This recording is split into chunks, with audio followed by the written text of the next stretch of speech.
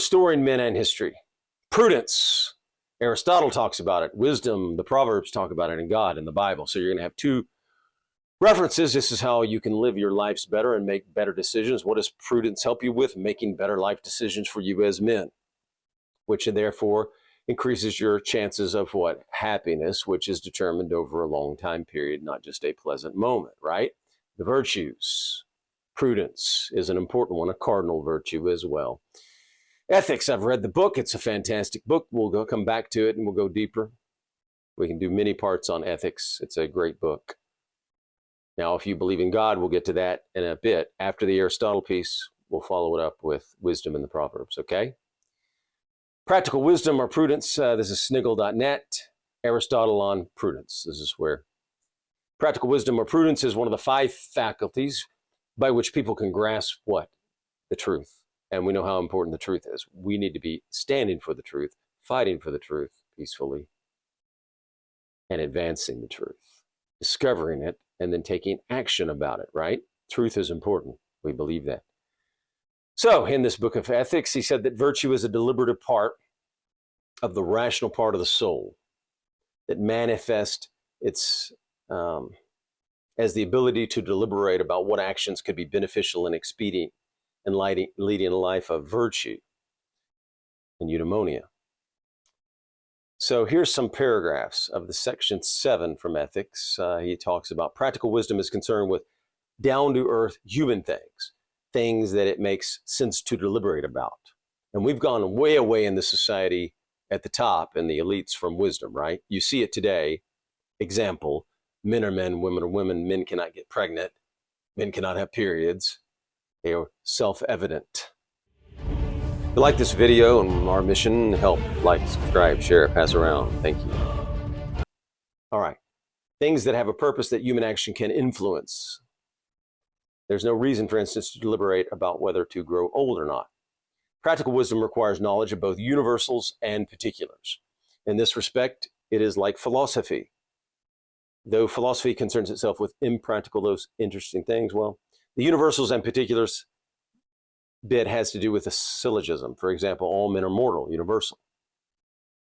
Socrates is a man. That's what? Particular. Socrates is mortal. Practical wisdom about Socrates. So you can see how having wisdom, prudence, can make your life happier, easier, better, and how you can guide your decisions from it. Right, men? Right, Matt? You can go wrong in practical wisdom by failing to know the truth about either the universal or the particular. There are a lot of confused people out there. Or, worse, they know it, but they're working toward the bad, not the good, right? Because we want to be working for what? For the good, right? That's what philosophy instructs you in the ancient Greek philosophers, right? Aristotle wants you to be working for the good, right? Cans that are swollen may contain rotten food that can make you sick, universal. The food you're about to eat came from a swollen can, particular. You may get sick if you eat it, practical wisdom. See how wisdom can help you, assist you in life decision? In this case, you have faulty understanding of either the universal truth about swollen cans or the particular truth about the can you just opened. If you have that, you'll lack the important practical wisdom that will keep you from getting sick. All right? What about this syllogism? And if you like limited government, you'll like this one. Theft is wrong. Taxation is a variety of theft. That's the particular. The beforehand was the universal. Taxation is wrong.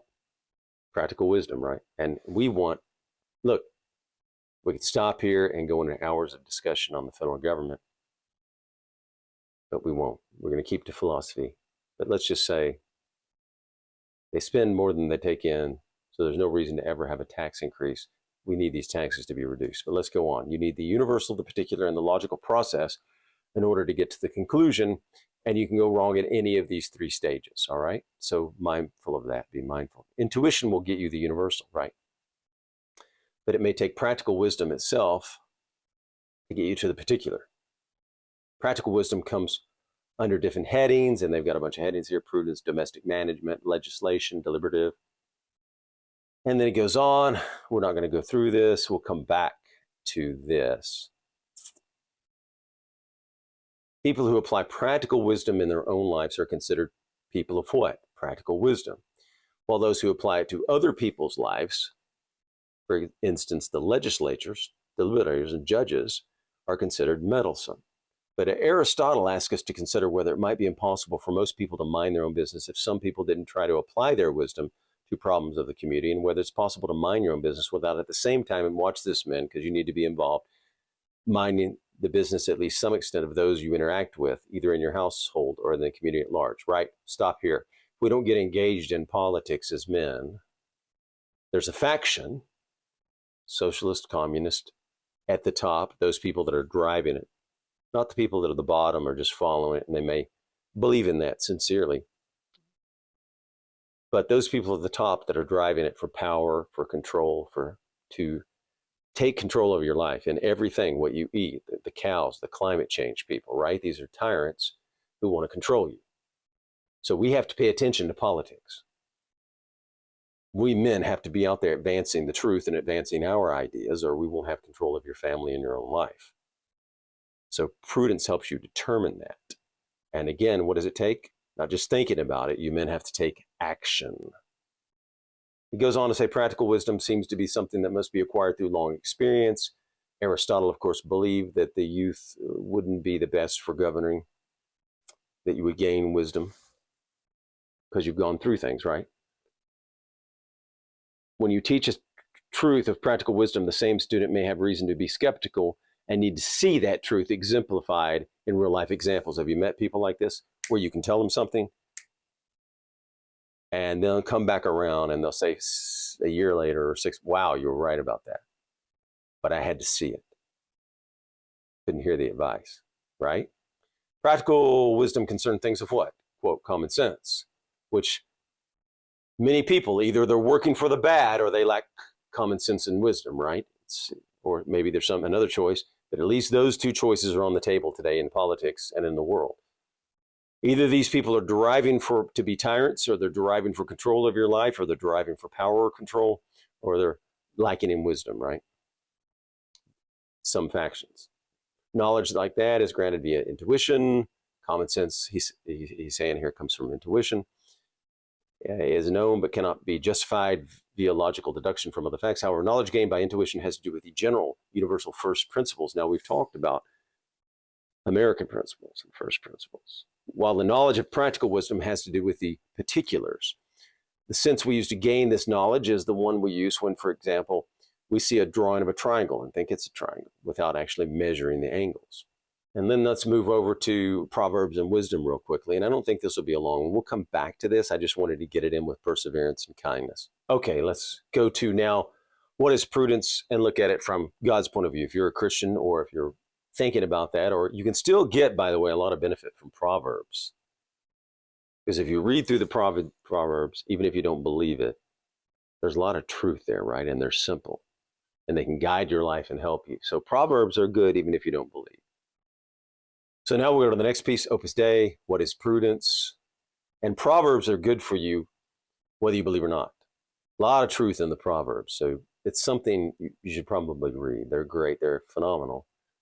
So is the ethics book. Both are phenomenal. All right. So here's a different perspective, moving away. However, St. Thomas Aquinas relies on Aristotle, or uses Aristotle and combines it. So they can be used together, but what is prudence? Prudence is the virtue that enables us to discern what our true good is in all circumstances and to choose the means to achieve it. So we want to be going for the good as men, right? And we also want to be doing something larger than ourselves a lot of times, right? Not just about ourselves. Prudence is the virtue that enables us to discern what our true good is in all circumstances. That way you can make a better decision for the good, right? Common sense, right? Makes sense, right? And it's a way to derive your decisions. And then you can choose the means to achieve it. Prudence is the virtue. So therefore, acts of prudence include both a judgment on the most appropriate ways of achieving a particular good and the command to carry out those acts. Prudence is based on memory of the past. Past helps guide us, right? We can learn from the past. Make sense? The knowledge of the present, what we're seeing, what information we're taking in from different sources, from our friends, what they're telling us. and as far as possible, foreseeing the consequences of our decisions. So delaying gratification, but also you want to be able to look ahead, right? And see where this decision may take you before you make the decision, right? Hey, what is going to happen here if I make this decision as a man? Will it put me in major debt for a bad reason? There's good debt and bad debt in theory, right? Should I start this business? What should I do with my life? So again, prudence is based on the memory of the past. You want to use your past to become better, right? We always want to be getting better as men, 1% better, 5% better. The knowledge of the presence, and as far as possible, foreseeing the consequences of our decisions. There's consequences many times unless the government is involving themselves too much in our lives, right? And which they have taken some of that out by design, by purpose, by making your decisions and covering for certain mistakes, right?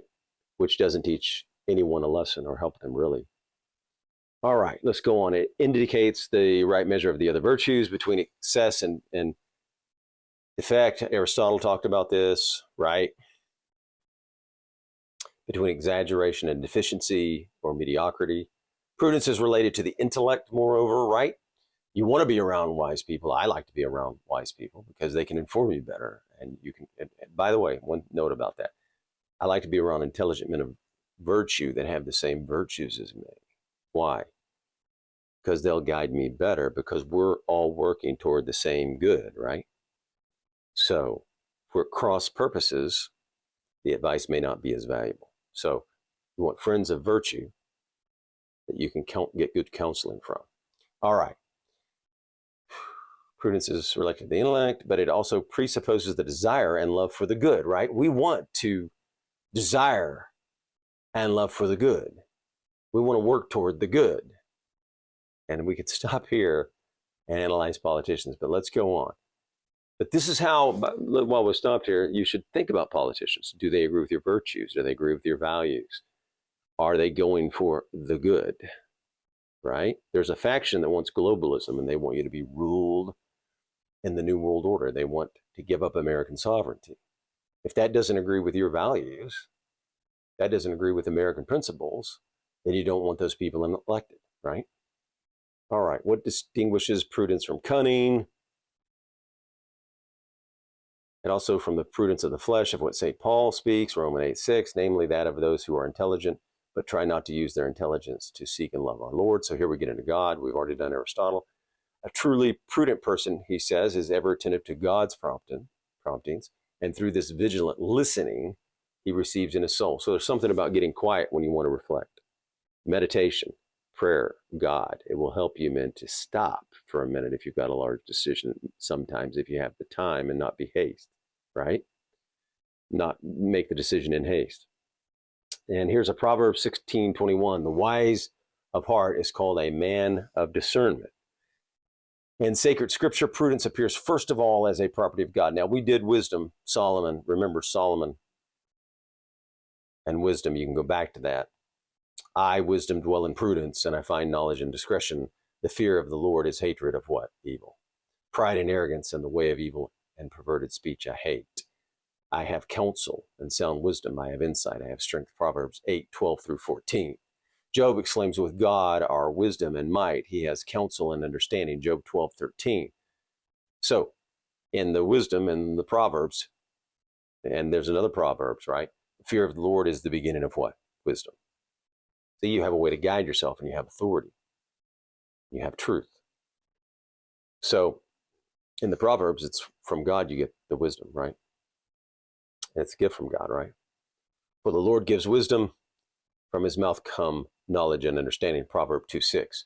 So here's his advice here, this man's. To achieve wisdom, first of all, prayer and meditation on the word of God are necessary. Therefore I prayed and understanding was given me. So look, you're going to have to either pray or go into meditation or go into have a code as a man or go into Aristotle and philosophy and Western civilization. Notice how not only do they, that faction that I'm talking about often, there's a faction that wants to destroy philosophy. It makes sense, right? They want to destroy the Greek philosophy and Western civilization. Why? It's a great way to guide your life if you don't believe in God. Without God or Western civilization or Aristotle, what are you going to do? What are you going to guide your life for? Not relativism, right? So philosophy of Aristotle counters relativism, right? So I guess we'll do much more philosophy now, because I can see that we should go through all of these, because we're getting already off, and I just meant to do prudence today, but it all goes together, right? All these virtues go together, then your worldview, how you make decisions as a man to have a better life, to have a happier life over time. So, but I perceived that I would not possess wisdom unless God gave her to me, and it was a mark of insight to know whose gift she was. So I appealed to the Lord and besought him. So he talks about Christ, the wisdom of God made flesh. We find perfect prudence and perfect freedom. With his works, he teaches us that prudence requires that we turn our life into a service to others. Okay, we believe in this, right? Help your friends, serve others, servant leadership. I always thinking about the men. Always thinking about the men. Are they going to have a good time? Are they going to enjoy this? Is this a good reading? Is this good for them? So you want to be thinking of others, thinking of your friends, making their lives better. It's not about me. It's not about you. It's about them, right? You want to make their life better. We want to make people better. We want to make them feel better about themselves. We want to help them get their goals and dreams, right? Or help them have a happier life. That's why we do all this, right? With his death on the cross, he shows us that true prudence even leads to laying down of one's own life. All right, in obedience to the Father for the salvation of mankind. This prudence of Christ may seem exaggerated and reckless to human eyes when he tells his disciples that he must go to Jerusalem to suffer and die. Peter began to rebuke him, saying, God forbid, Lord, this shall never happen to you. But he turned to Peter and said, Get behind me, Satan. So, all right, we're really doing prudence here. The measure of this new prudence is given by a love without measure for the kingdom of God. Well, look, there's a line in the Bible. Greater love has no man than this, what? To lay down his life for his friends. Friendship, Aristotle talked about too. And we're getting, you see how these go together. Now we're on to laying down your life for your friends. Would you do that? But this is a different topic, so let's move on. Consequently, many approaches to life that may seem prudent to human eyes are actually foolish, like that of a person who accumulates wealth but forgets his soul. So that's a good point, right? And up here he says, but seek first his kingdom and his righteousness, and all these things shall be added to yours as well. So materialism, you seek God first, that's in the Bible. Everything else will be added to you, right? That's from Matthew. Consequently, many approaches to life that may seem prudent. Okay, we read that. They're imprudent. Oh, yes. Like that of a person who accumulates wealth but forgets his soul. Look, who do you want to go through life? What do you want your life to say about you at the end? What do you want to accomplish? Who do you want to help? What do you want to have lived your life for? These are important questions to ask. It's not about materialism. So you go to an indoctrination center. Let's use an example here. You go to a college and you learn some subject, but you come out of that college hating your parents, hating God, hating America, and you lose your soul. That education wasn't worth much, was it? Right? And if it just enables you to make some money, but you've lost all your compass, your virtues, your values, and it's really been detrimental, right? So I do like that line. Like that of a man who accumulates wealth but forgets his soul. You don't want to go to an indoctrination center, aka a college, and lose your soul, lose your virtues, lose your values, or any of these indoctrination centers. We've got a lot of things working on this. Hollywood makes many films. Okay, 3 acts of prudence: counsel, judgment, and command. In prudence, there are 3 acts: counsel, practical judgment, and command. The first 2 are cognitive, and the third is imperative. To be prudent, the first step is to acknowledge our own limitations. This is the virtue of humility. Another one, George Washington had it. We'll do humility, so we're not going to stop here too much. Through it, we admit that in certain matters, we cannot cover everything, that in so many cases, we cannot take in all the circumstances that have been borne in mind in order to make a fair judgment. All right, so look. So we look for advice, but not from just anyone, right? Now, this is where you need counselors, good friends. Fortunately, I have them. So Brian Kaiser, John Wilson, Rod, you can go to these men, the men from Beverly Hills, and you can get good advice. Jimmy. So there's men you can go to, other men too. I just named a couple. I could name more. But what do these men have in common with me? We're working toward the same good. We believe in the virtues. So that's why I can get advice from intelligent men of virtue, right? These are intelligent men that I just named, all of them intelligent, but they also are trying to go to the same good. They also believe in the virtues, right? So I can get advice from them. So you don't want to be on your own. Either you want to read the Bible and have counselors, or you're just going to have counselors in Aristotle or something else. Those aren't the only two choices. It's not binary. There could be other choices. There's the code of the samurai, knight's code. So there's codes you can live by too. But here's the point. Counselors that are of virtue, that are intelligent, can make you make better decisions and give you good counsel. All right? We go to the person with the right qualities. Next, we have to judge, because as a rule, prudence demands that we come to a suitable decision and promptly, though at times it is prudent to delay a decision until all the factors that should influence our judgment have been brought together. So you need the information. On other occasions, it would be very imprudent not to begin to carry out immediately what we see needs to be done. What do we need to do now in America, you men? What needs to be done? We need to stand for the truth. We need to restore the republic. We need to restore the Constitution. It's damaged, denigrated. We have to stand up for it peacefully. Peacefully. Everything's peacefully. We have the ideas. We have the truth. We can do everything peacefully and stand for our ideas and win the battle of ideas. To be prudent, it is not enough to deliberate. Take good advice and judge correctly what should be done. What has been seen to be the right course of action must be put into practice. So Aristotle talks about this, right? Habit, action, form character, right? So you want to take action. We want you men to take action. Not doing so would make it what? Unwise. This act consists in putting into practice what should be done. It is the proper to the virtue of prudence, which is why prudence can be defined as the virtue of the imperative, commanding act of the action determining reason. All right. So it is precisely here that the intimate relationship between prudence and freedom can be best appreciated. To put into practice what has been decided, we need to not allow ourselves to be gripped by fear, laziness, or any of the traps or selfishness or pride that lay for us. So look, here, I'm going to say something else here. Courage is so important, and we'll get to courage. We talked about it at the beginning. We'll come back and just do one on courage. But without the courage, you can make a decision, but not have the courage to act. So you men are going to have courage too, but we'll get to courage later. We're not going to stop on courage. But you don't want to be gripped by fear or laziness, indolence, whatever you want to call it. Once a decision has been made, it should be put into effect quickly and diligently. He goes over diligent here. Diligent is from Latin. It means to love, implies more than what its use is in daily language. It is about acting quickly out of love for the what? Again, for the good. We want to be working toward the good. All right, Saint Jose Maria constantly taught two attitudes in relation to prudence. On the one hand, the flexibility to know how to adapt to every situation. That's a good thing, right? Without being tied to the rigidity of a sterile. And on the other, the willingness to rectify. A person is prudent not because he never makes a mistake. We're all going to make mistakes, but because he corrects his errors. Let's stop here. You make a mistake, you want to fix the error. And that's what we men do. We're going to make mistakes. We're flawed and imperfect. But we can fix it. And we can learn from it and make a better decision next time, right? That's experience. That's why your governing skills should become better. So fill yourself with, he goes on, fill yourself with joy, with hope on the account of the former, and face up to the latter without losing hearts.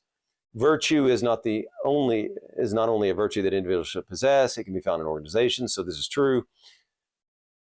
You hope to find it in government, right? We want people in government that have virtues and that are working toward the good and not for themselves. So we could stop here for a couple of hours. But we want to elect statesmen who are working for your good, because government's to serve you. Government was created for you, right? Anyone who belongs to any of the various governing bodies must fully assume their own responsibility and freely express their views. Prudence and trust in God, daring. We've already seen the human part of the virtue of prudence. It should be added when we're faced with a difficult task, even one that is apparently unattainable. We must also try and discover what the will of God is. Now, how many people do that? If you believe in God and you're a Christian out there listening, do you try to discover the will of God for your life? What does God want you to do? And what does that mean acting with? Total faith, trust in his help, trust that he will help you. Will God help you? Saint Josemaria was convinced that if God asked something of him, even though it might seem imprudent in human terms. He had to launch out into action because God would provide the means. Well, we could go back to a Moses story for this, but let's do that in another video of when Moses is holding up the rod. But it still took action from Joshua's sword, right? Let's do that in a video. That's a good story. All right, would provide the means. So you want to take action. Paul said, fight the good fight. So whatever the case, whether it's Aristotle, you want to be working for the good, or whether it's for God, you want to be working for the good, right?